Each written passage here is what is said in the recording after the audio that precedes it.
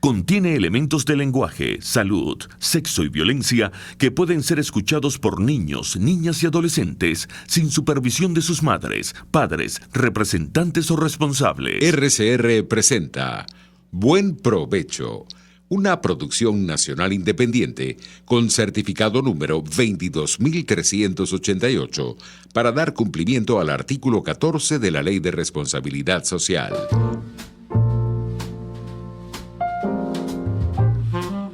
A partir de este momento, los invitamos a formar parte de esta mesa donde se componen y descomponen los problemas del país. Buen Provecho, con Thaís Peñalver.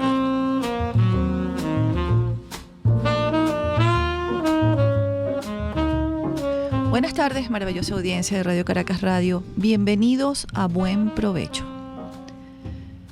Me preocupan los jóvenes. Me preocupan mucho los jóvenes de Venezuela. No desde ayer, ni desde antes de ayer. Me preocupan los jóvenes desde que este despropósito llegó a nuestro país. Porque llegaron quebrantando las normas. Llegaron violando la Constitución y las leyes de Venezuela, de la Venezuela democrática. Me preocupan los que se han formado en un ambiente donde no hay respeto a la legalidad. Y la legalidad no es otra cosa que ese marco de normas que nos ayuda a todos a convivir en paz, a convivir entre aquellos que pensamos diferente, que sentimos diferente, y que ese marco legal lo que hace es aglutinarnos y obligarnos a respetarnos los unos a los otros. Así nació esto que tiene casi 20 años en Venezuela. Me preocupan los jóvenes porque pareciera que en sus hogares no les dijeron, no se podía violar la Constitución de 1961. No les dijeron, no se podían conceder sobreseimientos a militares golpistas que habían atentado contra la sagrada democracia. Me preocupa que no les hayan dicho, es que un teniente coronel golpista, venido a menos, nunca va a devolver al poder si llega a la presidencia de Venezuela. Y por eso es por lo que nuestros jóvenes están confundidos, estuvieron confundidos o se fueron de Venezuela. Porque no tenían orientación. Y dentro de esa confusión tampoco tenían futuro, ni lo veían. En el año 2011, 6 de enero del año 2011, le escribía a varios jóvenes que me preguntaban, ¿qué pasó aquí? Y les voy a leer algunas frases de ese artículo que pueden conseguir en la página web de El Universal. Para ese entonces yo escribía para El Universal y era columnista cada jueves allí. Muchos jóvenes me han preguntado cómo es posible que esto esté sucediendo o por qué la gente no hace nada si somos la mayoría. Con todo respeto, voy a utilizar la lectura de un libro, La peste, de Albert Camus, y así tratar de explicar por qué no actuamos como deberíamos. Los sucesos comienzan con una rata muerta en el descanso de su escalera. Como no habían ratas en su casa, pensó que se trataba de una broma, y lo único que hizo fue apartarla y notificarle al conserje. Al día siguiente, este último fue quien lo notificó al doctor que el bromista había dejado otras 3 ratas muertas, pero ambos siguieron su camino. Esto es la indiferencia.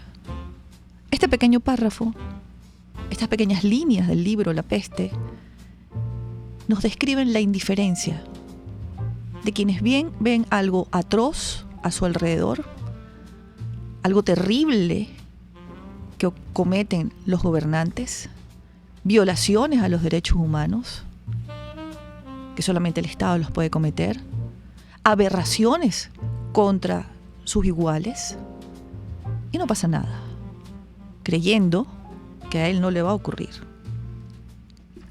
Continúo. A partir de allí el libro relata las distintas reacciones de los ciudadanos al ver los montones apilados de ratas muertas. Unos exclamaban, a mi casa no han llegado. Otros decían, son cosas que pasan. Algunos se frotaban las manos alegremente afirmando que las ratas finalmente estaban saliendo de su escondite. Otros se marchaban sigilosamente, pero la mayoría, como en Venezuela, siguió con sus vidas inmersas en el día a día y viendo cómo crecían los montones de ratas y nadie hizo mucho. Las ratas desaparecieron como llegaron, de forma imprevista, y la ciudad respiró, hasta que apareció el primer muerto, quien para asombro del lector fue el conserje que encontró las 3 ratas. Poco a poco, la sorpresa se convirtió en miedo y hasta en pánico cuando la gente comenzó a morir como las ratas, pero aún así nadie hacía mucho. Vamos a compararlo. Las expropiaciones, que fueron robo de empresas privadas.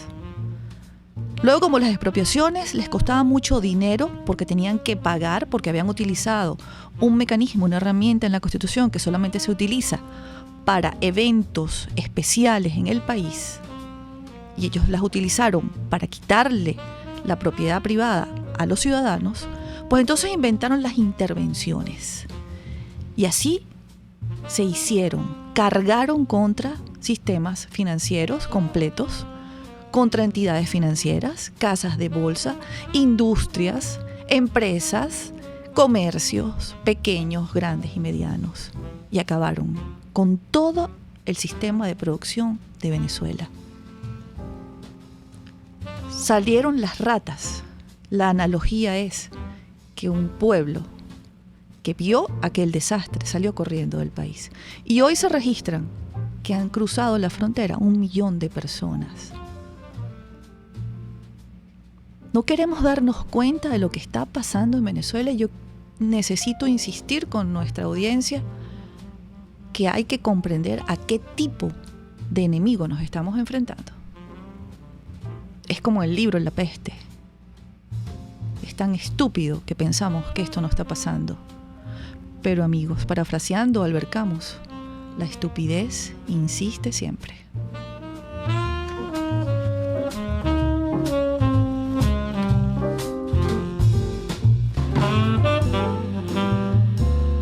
Venezuela y el mundo con María Teresa Belandria.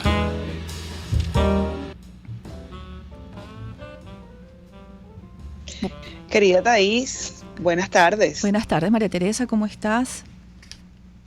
Bueno, escuchándote, hay que recomendarle a nuestra audiencia que lean el libro de Camus, que lean La peste. Y yo quisiera recomendarles también, si tienen tiempo, que se lean el libro de Ortega y Gasset, La rebelión de las masas, que también creo que viene bien a propósito de estos tiempos. Excelente tu editorial. Y tú decías que solamente 1 millón de personas han cruzado la frontera por Colombia. Es decir, ese es el registro que lleva el Estado colombiano de las personas que han cruzado la frontera. Y la Cruz Roja. A pie. La Cruz Roja. Sí. Y la Cruz Roja. Que es la que los recibe. Sí. Sí, si le sumamos lo que está pasando en Roraima, que el Estado brasilero está trasladando a las personas de Roraima al interior de Brasil porque no tienen capacidad para atender a las personas, más toda la gente que se fue ya hace 2 o 3 o 4 años, estamos hablando de cerca de 4,5 millones, 5 millones de venezolanos, que es más del 10% de la población. Es muy doloroso.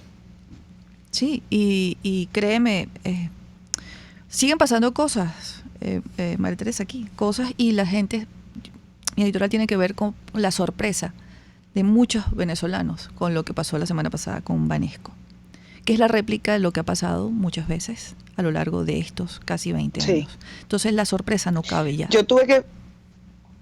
Yo viví 2 intervenciones muy de cerca, y esto forma parte de mi carrera en el pasado. Yo fui abogado de la Junta Interventora del Banco Latino en el año 1994. No existía una ley de emergencia financiera, tuvo que crearse sobre la marcha, como todo, es decir, 1994. Y ahí se produjo como la primera gran fractura del sistema financiero venezolano. Se produjeron, además, fue tan improvisado que hubo distintos tipos de intervención. La del Banco Latino fue a puertas cerradas, los ahorristas perdieron todo su dinero. Recuerdo en aquel momento que se les daba los bonos, era a 10 años, es decir, al año 2004, que tú podías recuperar tu dinero, y la gente perdió muchísimo dinero. Después ensayaron otras fórmulas que eran intervenciones a puertas abiertas, con cambios de la junta directiva, y después al final eran intervenciones a puertas abiertas, que recuerdo que fue el Banco de Venezuela y lo que era el Banco Consolidado, Durante todo ese año 94 hubo una crisis enorme del sistema financiero. Rafael Caldera era el presidente. Y se produjeron, digamos, una serie de leyes que lograron que la banca tuviera mayores controles y evitar con esto los sobresaltos que genera el sistema financiero para el resto de la economía. Y luego, en el año 2010, cuando se produce la intervención del Banco Federal y otro grupo de bancos que también hizo el oficialismo ya en el poder, yo era gerente del Banco Federal de la agencia Francisco de Miranda, era la segunda agencia más grande del banco, y me tocó vivir la intervención desde dos perspectivas. Uno como abogado de los interventores en el gobierno de Caldera y uno como empleada del banco, y el maltrato que sufrimos fue terrible, la manera como llegaron, la manera como nos trataron. De hecho, el inventario de la agencia, no se me va a olvidar jamás, el inventario de mi agencia lo hizo un capitán de la Guardia Nacional, con 2 guardias nacionales armados, llegaron a mi oficina y bueno, tratamos de tener una buena conversación con ellos, pero imagínate tú, guardias nacionales revisando un inventario de una agencia bancaria que tiene desde la bóveda donde se guarda el dinero hasta los expedientes de los clientes. Fue muy complicado, sin embargo, incluso ellos admitían que no tenían ni la menor idea de lo que estaban haciendo. Y luego esa agencia la transformaron en una agencia de un banco oficialista y yo decidí definitivamente no trabajar con ellos. Yo decía, no puedo trabajar con esta gente, pero siento mucho lo que está pasando con la gente de Banesco, y bueno, ojalá no se extienda a otros bancos, porque eso altera el desarrollo normal de la economía, que ya en Venezuela es un desastre, ¿no? Sí, y ojalá si ocurre con otros bancos, porque en mi editorial uno de estos días, yo arrancaba diciendo, en Cuba no hay bancos, en Cuba no hay banca privada, en Cuba, bueno, pueden tener algunas cuentas bancarias, pero les depositan ¿cuánto? La miseria que pueden ganar los cubanos, y eso no les alcanza, como nosotros aquí, para comprar absolutamente nada. En Cuba no hay supermercados. Alguien me respondía, no, sí hay. Claro, sí hay, pero para quienes tienen dinero, no para el pueblo. Aquí, cuando llegó Hugo Chávez Frías al poder, habían supermercados de diferentes casas, diferentes marcas, y competían entre sí. Es bueno que los venezolanos hagan una comparación, tengan 5 minutos de introspección y comparen si la democracia que tuvimos durante 40 años y esto que hemos tenido durante estos años es normal. Porque a mí lo que me preocupa, María Teresa, es que las personas se acostumbren a este mal vivir.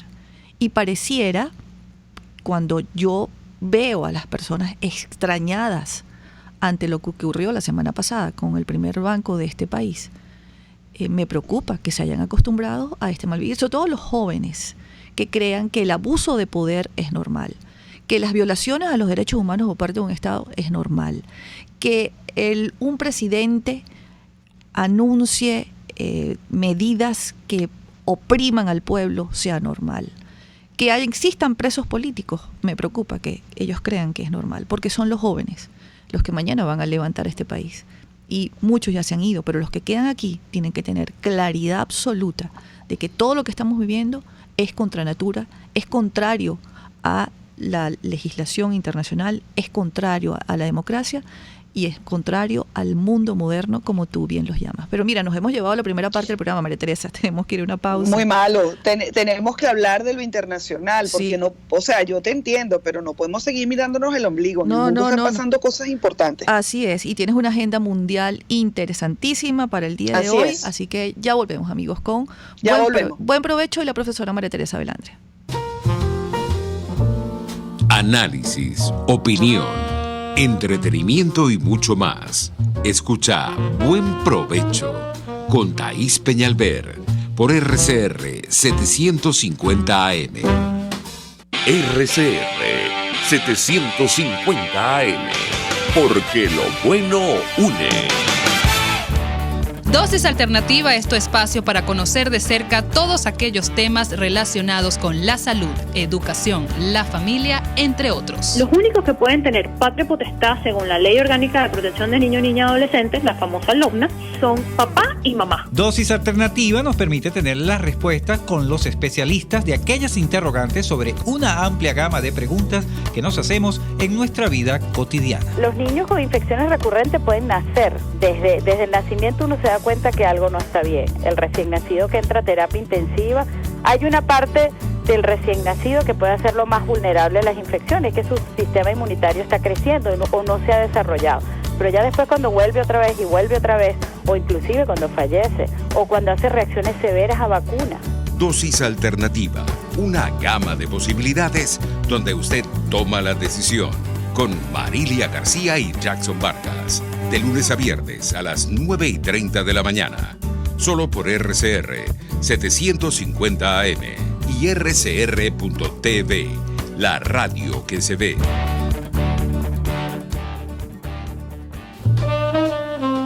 Les estamos presentando Buen Provecho con Thaís Peñalver, solo por RCR 750 AM. Continuamos, amigos, en Buen Provecho. Hoy es el día en el que hablamos del mundo y tenemos una agenda mundial con la profesora María Teresa Velandria. Quiero darle a ella los micrófonos para que comience a darnos ese paseo por ese mundo que se mueve, que evoluciona, que no está estancado. Adelante, María Teresa. Bueno, esta semana y la semana pasada tuvimos noticias muy importantes relacionadas con Corea del Norte. La primera de ellas fue hace 2 semanas el encuentro entre el presidente de Corea del Norte y Corea del Sur, que nos daba cuenta de una distensión en las relaciones entre ambos países que están rotas oficialmente desde el año 1953, cuando se produjo el armisticio que dividió al país en 2 partes. Luego, el presidente Donald Trump había venido anunciando que era posible que se reuniera con Kim Jong-un, y eso se ha materializado el día de hoy. El presidente Trump anunció en su cuenta de Twitter, como suele hacerlo, que la reunión con Kim Jong-un se realizará en Singapur el 12 de junio.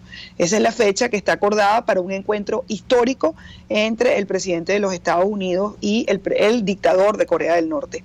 La última vez que un presidente de los Estados Unidos visitó Corea del Norte ocurrió durante el mandato de Jimmy Carter, es decir, hace más de 40 años, y luego en el gobierno de Bill Clinton hubo un intento de Bill Clinton de visitar Corea del Norte, pero no fue posible porque en aquel momento el padre del actual dictador, el amado líder, como le dicen en Corea del Norte, hizo unos ensayos nucleares y Estados Unidos estuvo a punto en aquel momento de tener una reacción militar con relación al régimen de Pyongyang, y ahí intervino nuevamente el presidente Carter y logró una mediación, autorizado por el presidente de los Estados Unidos de aquel momento, por Bill Clinton, y se redujo la tensión, en la cual Pyongyang se comprometió a reducir su arsenal nuclear, etcétera. Y bueno, todos sabemos que murió el padre del actual dictador, y este ha incrementado el arsenal nuclear, ha hecho muchísimas más pruebas, y yo le doy el beneficio de la duda a Kim Jong-un, porque en el pasado Corea del Norte, cada vez que se ha quedado sin dinero o cuando las tensiones y las presiones aumentan en Corea del Norte, ellos dan un paso atrás para obtener beneficios, fondos de China, etcétera, y luego cuando ya ha bajado la tensión, incrementan nuevamente sus acciones en el tema nuclear. De manera que hay que tomárselo con cierta reserva el hecho de que Kim Jong-un haya decidido reducir el arsenal nuclear. Decíamos la semana pasada que también desmontaron los altoparlantes gigantescos que están en uno y otro lado de la frontera. Allí colocaban unas cornetas gigantescas donde Corea del Sur mandaba propaganda a Corea del Norte y donde Corea del Norte mandaba propaganda a Corea del Sur. Y también tenían 2 usos horarios distintos, siendo el mismo país. La semana pasada se adoptó el mismo uso horario y se va a permitir el reencuentro de las familias. De manera que este es un tema que se está moviendo con mucha rapidez. Ya el presidente Trump anuncia la visita a Singapur para reunirse con Kim Jong-un, y anoche fueron liberados 3 presos políticos norteamericanos que estaban sometidos a cadena perpetua en campos de trabajo forzado. Y yo lo he dicho en otras oportunidades, los campos de trabajo forzado de Corea del Norte se quedan cortos con el horror del Holocausto. Es decir, es más o menos la misma situación, la gente sometida a torturas, a tratos crueles, inhumanos y degradantes, a condiciones de insalubridad terribles, y donde les hacen un proceso de reeducación. Los pocos que han podido escapar dan cuenta de estos horrores que se generan en Corea del Norte, pero creo que es una noticia súper importante que está gravitando en el mundo internacional en este momento, la liberación de los 3 presos recibidos por el presidente Trump en la escalerilla del avión junto a su esposa y la reunión de Donald Trump con Kim Jong-un. Creo que es, digamos, dentro del menú internacional de hoy el plato fuerte, Thais. Yo quería preguntarte, María Teresa, ¿tú manejas información de cómo se lleva a cabo? Sabemos que, bueno, que ahí hay un servicio de inteligencia brutal en Estados Unidos y que ellos utilizan lo que se denomina la avanzada. ¿Tienes información de cómo fue esta avanzada para llegar a esta fecha, 12 de junio, con el encuentro? Bueno, yo no tengo la información. Lo que puedo es, digamos, construirla con base a lo que han sido las noticias. Es decir, el presidente Donald Trump había decidido nominar a Mike Pompeo, exdirector de la CIA, como secretario de Estado. En ese proceso, cuando Rex Tillerson renuncia, Trump envía de manera secreta a Mike Pompeo, artista, director de la CIA, a reunirse con Kim Jong-un, antes de que fuera incluso confirmado como secretario de Estado. Y esa reunión se hace pública cuando él regresa a los Estados Unidos, y uno imagina que esta reunión trajo como resultado la reunión entre los 2 presidentes de las 2 Coreas, y luego el preparar la agenda que lleva a la reunión del 12. Esto fue obviamente realizado por la CIA, por Mike Pompeo, que ahora es el secretario de Estado, y que le anota un primer triunfo a la administración Trump en el caso de Corea del Norte. No es la primera vez que por la intermediación del gobierno de los Estados Unidos logran liberarse presos norteamericanos. Ocurrió cuando Carter visitó Corea, luego ocurrió durante la administración Clinton, y luego Clinton visitó en el año 2009, ya como expresidente de los Estados Unidos, Corea, siendo su esposa secretaria de Estado de Barack Obama, y ahí logró la liberación de 2 periodistas norteamericanas que estaban presas. De manera que esto es un trabajo de filigrana que se hace, digamos, muy en confidencialidad hasta que se hacen públicos los resultados. Más o menos, ¿cuántos años consideras tú que viene haciéndose este trabajo? Mira, durante la administración Obama, él trató de mediar y de tener una buena relación con Kim Jong-un, y a pesar de que es el Premio Nobel de la Paz, no lo logró. Y Trump, que tiene una retórica absolutamente distinta, además que los amenazó, que iba a tomar acciones, etcétera, pues pareciera que es a Dios rogando y con el mazo dando. Es decir, por un lado hay una retórica incendiaria de los 2 presidentes, pero por otro lado se está trabajando diplomáticamente, y bueno, va a haber una reunión el 12 de junio. Yo lo ponía anoche en mi cuenta de Twitter, que hasta el dictador de Corea del Norte está liberando presos políticos, con lo cual la presión de los Estados Unidos sí funciona. Y algo muy importante y determinante en todo esto que nos has narrado, que es el pueblo de los Estados Unidos. ¿Cuál es la reacción del pueblo de los Estados Unidos ante este anuncio de hoy de Donald Trump? Mira, yo me imagino que esta noche en las grandes cadenas de televisión van a medir, porque aquí se mide absolutamente todo, el rechazo o la aceptación de una medida como esta, pero la verdad es que cuando empiezas a marcar las cosas que Trump ha cumplido de lo que fue su campaña, lo está haciendo. Entonces, para los ciudadanos americanos que votaron por Donald Trump, su presidente está cumpliendo lo que prometió. Hoy están emplazando más de 2.300 soldados en la frontera con México. El muro se está construyendo. Es decir, lo que él prometió, que era la reforma del Obamacare, se está realizando. El acuerdo migratorio está caminando.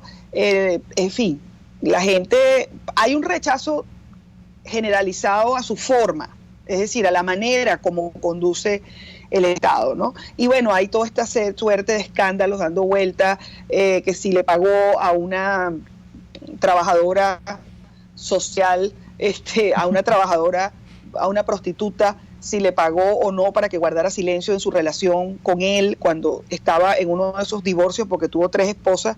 Entonces, en un periodo de divorcio, pues salió con esta trabajadora y le pagaron para que no hablara. Entonces hay todo un debate de los abogados, etcétera. En fin, hay un escándalo permanente con relación a la administración Trump, los negocios con Rusia, etcétera. Pero por otro lado, hay avances dentro de lo que es el programa de gobierno de Donald Trump. Y sobre Venezuela, que esta semana, bueno, ya comentábamos el martes el discurso del vicepresidente Pence, esas advertencias que le hizo a Nicolás Maduro, ¿forman parte también de esta política de Donald Trump? ¿Cumplirá también como ha cumplido con estas promesas que ha hecho antes de la campaña y durante su mandato? Bueno, en el caso de Venezuela, Trump no hizo ninguna promesa de campaña. Él habló de América Latina.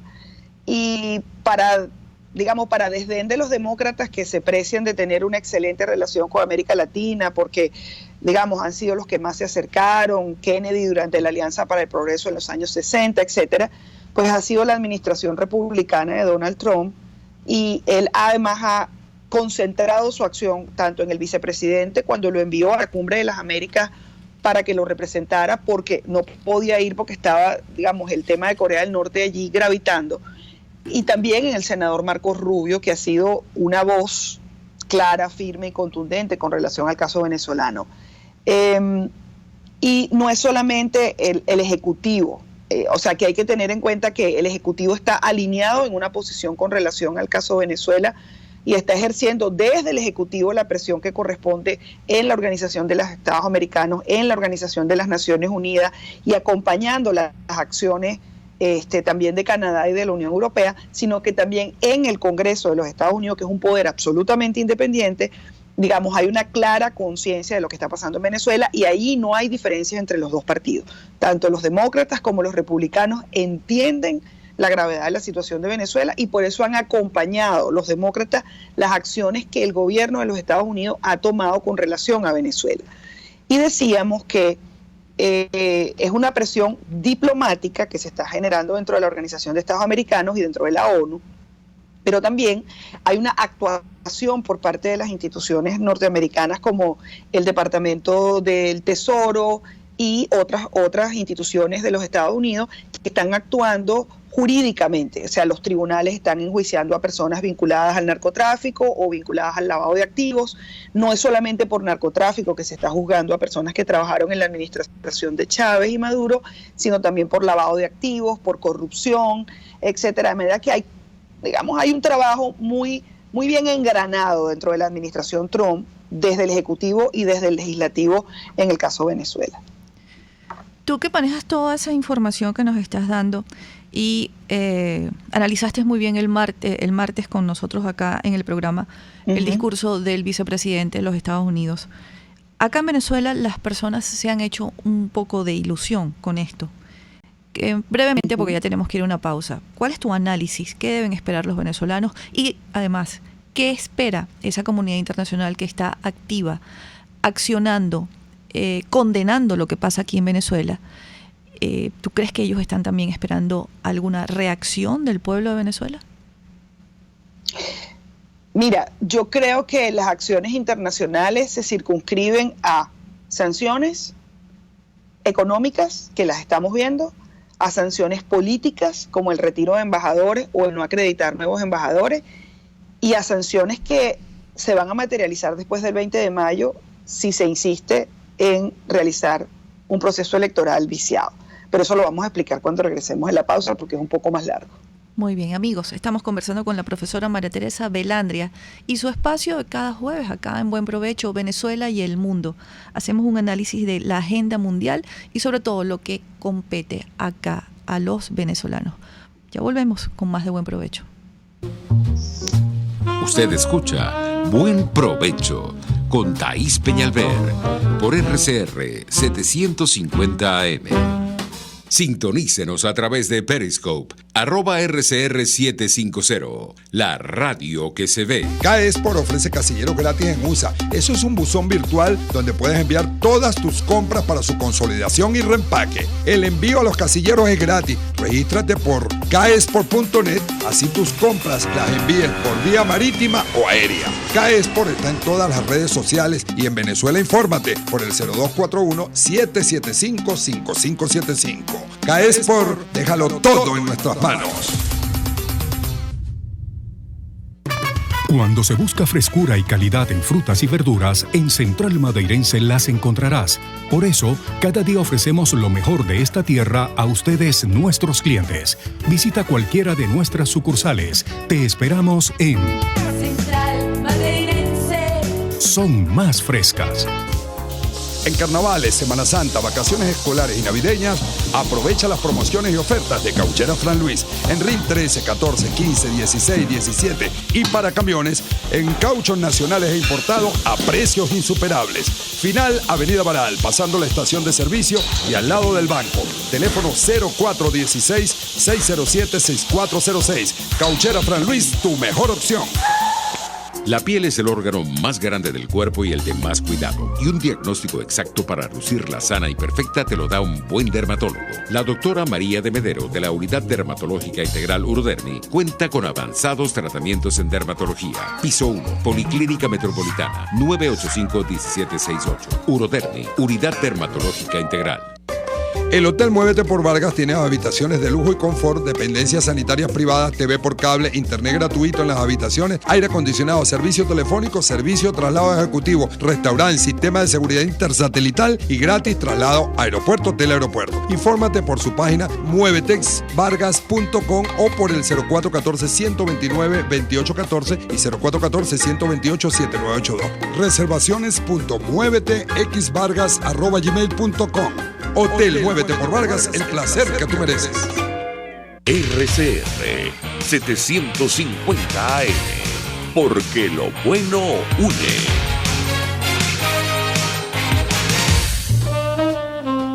Les estamos presentando Buen Provecho con Thaís Peñalver, solo por RCR 750 AM. Continuamos, amigos, acá en Buen Provecho, estamos al aire, sí, y debemos agradecer el esfuerzo del equipo técnico y de Jaime Nestares por tener a Radio Caracas Radio al aire y que ustedes puedan escucharnos a través de los radios y de los vehículos, porque estuvimos con una avería, era una falla.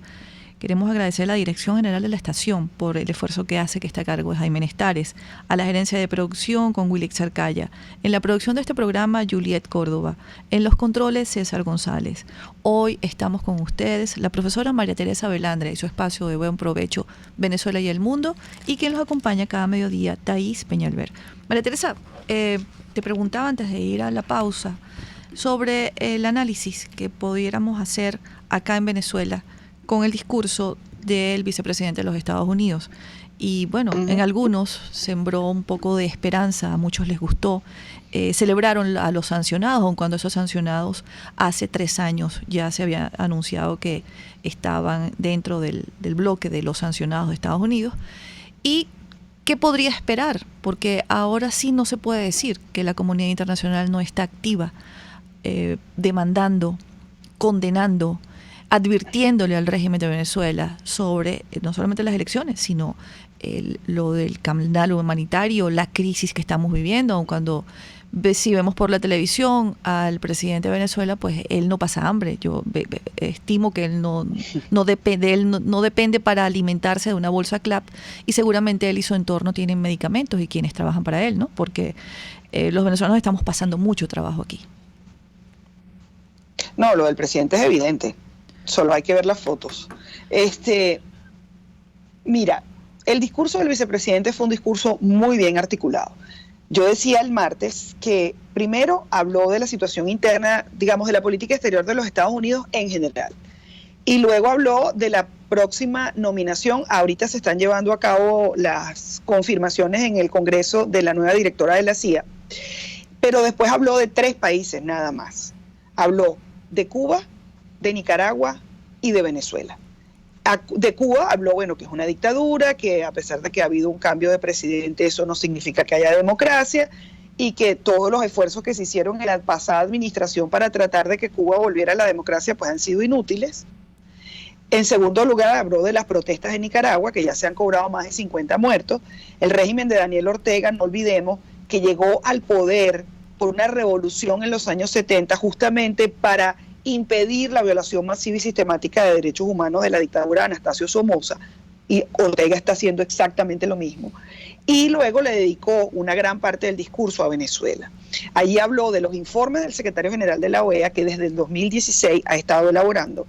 En segundo lugar, habló de la violación masiva y sistemática de los derechos humanos, habló de los muertos, de las torturas, etcétera, y dijo dijo que el principal obstáculo para que en Venezuela hubiera democracia era Nicolás Maduro, lo dijo claramente. Agradeció a la oposición venezolana, por eso me está haciendo ruido una declaración de ayer del presidente de la Comisión de Política Exterior, porque le agradeció públicamente a la oposición venezolana que estaba allí sentada en el Salón de las Américas, estaba Julio Borges, Carlos Vecchio, David Smolansky, y agradeció al alcalde Ledesma, que no estaba, pero lo hizo, su trabajo por mostrarle al mundo lo que está pasando en Venezuela. Y finalmente dijo, ha llegado el tiempo de que Venezuela sea suspendida de la Organización de los Estados Americanos. Y esto hay que explicarlo. Cuba fue suspendida de la Organización de los Estados Americanos porque invadió militarmente a Venezuela en los años 60. Y Venezuela pidió la suspensión de Cuba, que le fue levantada por los amigos, por los alvistas, por los petrocaribistas en el año 2009, cuando se produjo la salida del poder de Zelaya, y en una reunión de emergencia en Nicaragua, donde suspendieron a Honduras por lo que había pasado, le levantaron el veto y la suspensión a Cuba, y Cuba les dijo sencillamente, a mí no me interesa volver. Y no me interesa volver porque tendría que firmar el Pacto de San José de Costa Rica en materia de derechos humanos, y a mí no me interesa volver porque yo no voy a firmar la Carta Democrática Interamericana. Por eso es que, no siendo Cuba miembro de la OEA, digamos miembro pleno de la OEA, asistió a la Cumbre de las Américas de Panamá a darse un apretón de manos con Barack Obama hace 4 años. Pero Venezuela, que sí ha sido un país que tiene una larga tradición, que tuvo una larga tradición en defensa de la democracia en Venezuela, que le prestó su asiento a Nicaragua para que Ernesto Cardenal denunciara las violaciones de los derechos humanos del régimen del régimen de Somoza, que le prestó el asiento a la oposición panameña para que denunciara la violación de los derechos humanos del régimen de Manuel Antonio Noriega, y que además le prestó asiento a la canciller de Honduras para que denunciara lo que había ocurrido con Manuel Zelaya. Esa Venezuela que trabajó en defensa de la democracia es la Venezuela que hoy debería ser suspendida en aplicación de la Carta Democrática Interamericana. ¿Qué significa la suspensión?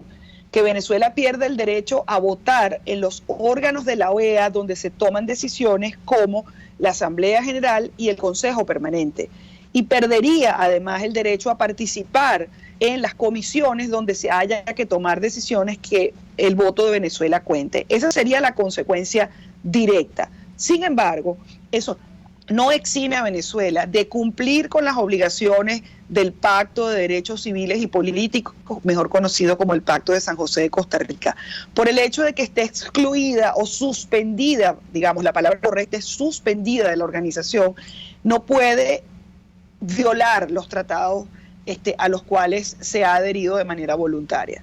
No olvidemos, Venezuela se excluyó de la jurisdicción de la Corte Interamericana de los Derechos Humanos en el año 2011, con lo cual los procedimientos de la Comisión que pasan a la Corte no pueden ser sancionados, el Estado, que es el sancionado por la Corte, porque Venezuela no es parte de la Corte, pero esos derechos violados no prescriben, con lo cual, cuando tengamos democracia, Venezuela sea nuevamente haga parte de la jurisdicción de la Corte, todas esas sentencias se van a ejecutar. Entonces, no hay que temer a una suspensión porque es una sanción de orden político. Y ahí estoy en total desacuerdo con lo expresado ayer por el diputado Luis Florido, que dijo que no le parecía conveniente lo que había solicitado Mike Pence en la OEA. ¿Y no explicó por qué? ¿Los argumentos? ¿Por qué no está? Dijo que no era conveniente porque lo que había era que obligar a Venezuela a que cumpliera con los tratados y convenios internacionales. Es decir, que a él no le parecía que lo correcto era la suspensión, sino que más bien se obligara a Venezuela. Y la verdad es que eso no tiene ninguna coherencia cuando el propio vicepresidente de los Estados Unidos felicitó a la oposición venezolana allí en el Salón de las Américas, y por otro lado, ese mismo grupo de opositores se reunieron ayer con el subsecretario de Estado de los Estados Unidos. De manera que no hay, pareciera, coherencia entre lo que están diciendo aquí en los Estados Unidos este grupo de opositores que son muy importantes y lo que está planteando el presidente de la Comisión de Política Exterior, que además le dijo a los venezolanos que era mejor que emigraran al sur. María Teresa, quería hacerte una pregunta, porque este embajador de Venezuela en la OEA no fue avalado, nombrado ni ratificado por esta Asamblea Nacional, que es legítima. ¿Cuál es la situación real de este señor en este momento? Mira, lo que pasa es que la acreditación ante los órganos internacionales, digamos, ante la ONU y la OEA, es distinta. De hecho, él debió haber sido aprobado como embajador en la Asamblea Nacional. Tú tienes absoluta razón, porque era así. La Comisión de Política Exterior revisaba los expedientes de los postulados por el Ejecutivo y eran aprobados por la Asamblea Nacional. Pero no olvidemos que la reforma de la Ley Orgánica del Servicio Exterior le concedió al presidente de la República la facultad absoluta de designar el 100% de los embajadores. En el pasado, el 50% de los embajadores eran designados por el presidente y el otro 50% era designado de carrera. Sin embargo, ambos necesitaban de la confirmación de la Comisión de Política Exterior, que en la Cámara de Diputados aprobaba y el Senado ratificaba. Aquí hubo una irregularidad más. Sin embargo, la ONU aceptó la presencia de Moncada, que ya había sido embajador y había sido sustituido por Rafael Ramírez, y la OEA, que tiene una ministro consejero, Venezuela tiene una ministro consejero, que es la jefe de misión, que está aquí de manera permanente.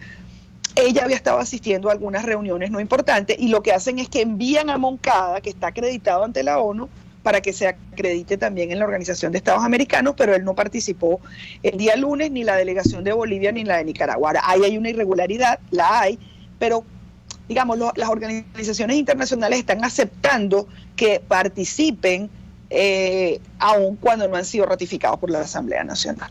Muy buenísima tu aclaratoria, María Teresa. Tenemos que ir a una pausa. Ya regresamos, amigos, con más de Buen Provecho y hoy Venezuela y el Mundo, el espacio de la profesora María Teresa Belandria. Conéctese con nosotros en señal abierta o por rcr.tv, la radio que se ve. Y síganos en Twitter, @RCR750 y buen provecho. Puedes seguirnos en nuestras redes sociales. En Twitter, @RCR750, la radio que se ve. Si tu negocio es un carro de perros calientes o una lunchería, los insumos los tienes en Casa de Oblea. Allí consigues el pan de hamburguesas, sándwich y perros calientes. También las salchichas, carne, salsa, cebolla, repollo picado y las ricas papitas. No des más vueltas ni camines más. Acércate a Baruta, calle Páez con Mariño, teléfono 0212-943-3846. Compra lo que buscas al mejor precio. Casa de Oblea, 100% frescura y calidad. ¿Eres escultor? ¿Te aplicas en el arte de modelar, tallar o esculpir en barro, piedra, madera y otros materiales? En Ávila Gallery recibimos tu obra, la mejor solución de arte que mereces en un ambiente auspicioso y buena vibra. Estamos en el lobby del Hotel Ávila en San Bernardino. Síguenos en Instagram por ART Ávila Gallery o llámanos al 0414-127-4060. Ávila Gallery, tu centro de arte moderno. El mejor hervido, sancocho, mondongo, sopa de pescado o mariscos en Caracas te lo ofrece solo el restaurante Los Pilones. Por eso lo piden hasta para llevar, por su rico sabor y aroma criollo. Acércate a Las Mercedes frente al Tolón y disfruta lo tuyo. Restaurante Los Pilones, auténtico sabor criollo. Pluralidad contigo. Respeto contigo. Responsabilidad contigo. Libertad contigo. Estamos contigo y punto. De lunes a viernes a la 1 de la tarde. Contigo. Solo por RCR 750 AM. Porque lo bueno une. Los grandes temas se debaten en la mesa. Buen provecho. Con Thaís Peñalver, @RCR750. Continuamos, amigos, en Buen Provecho y queremos saludar a quienes nos ven y escuchan a través de la plataforma digital rcr.tv, por el Periscope en tiempo real desde que comenzó el programa, en Facebook Live mediante la cuenta RCR750, por el Dilo. Aquí nos envían mensajes y usted, si quiere, puede mandarlo un mensaje de texto al 3456, que tendrá un valor de un bolívar más básico más IVA. Nuestras líneas telefónicas están abiertas. Y ya se ha comunicado con nosotros un oyente. Pueden hacerlo ustedes también, el 0212-482-9750. También quienes nos escriben por el Twitter de la emisora, @RCR750. Un mensaje desde el Dilo. Taís, los primeros fuimos nosotros, la gente del petróleo, y nos dejaron solos. Ingeniero petrolero Fernando Ferrer. Fernando, lamento contradecirte, pero los primeros fueron los trabajadores, empleados y obreros del extinto Congreso de la República. Y Congreso. Venezuela no se vio en esos zapatos, no se vio en ese espejo. Fueron sacados a patadas cuando llegó aquel congresillo que usurpaba las funciones del Congreso de la República y que acabó con el sistema bicameral en Venezuela. Tenemos comentarios, María Teresa, y tenemos una llamada. Alonso Becerra. ¿Cómo no? Buenas tardes. Buenas tardes, Alonso. Buen provecho. Retomando el tema de lo de Corea, quiero preguntarle a la profesora si ahí en Corea del Norte hay algún tipo de crisis que amerite ayuda humanitaria internacional, porque creo que ella lo asomó en días pasados. Buenas tardes. Sí. Bueno, sí, gracias, señor Becerra. El Corea del Norte, los índices de nutrición infantil son muy parecidos a los que tenemos nosotros ahora e incluso muy parecidos a los del África subsahariana durante la crisis de las hambrunas de los 80. Ahí es el país del mundo que tiene la mayor cantidad de niños que sufren de cataratas por desnutrición. Es decir, allí tendría que haber un tema de ayuda humanitaria y la poca comida que llega a Corea del Norte llega vía China. Pero como el gobierno de Trump presionó a China para impedir que siguieran llegando suministros en materia de armamento, yo creo que esto está obligando al propio Kim Jong-un a aceptar esta ayuda. Sin duda, allí hace falta ayuda humanitaria como a nosotros nos hace falta ayuda humanitaria. Bueno, yo creo que ya la respuesta ha sido suficientemente aclarada por la profesora María Teresa. Nos escribe artículo 350, María Teresa, y nos dice, da gusto escucharlas junto a la profesora. Nos están agradeciendo el programa, gracias. Nos están dando las gracias por las lecciones que da la profesora María Teresa Velandria. Y nosotros insistimos acá que pareciera que es una lucha, María Teresa, una prédica diaria, ser educados dentro de la radio y tras los micrófonos. Tenemos que construir de cero el país, y el país se construye con educación, con orientación. Te dejo un minuto para que te despidas en tu espacio Venezuela y el mundo. Y yo me despido con ustedes y les deseo una feliz tarde y muy buen provecho.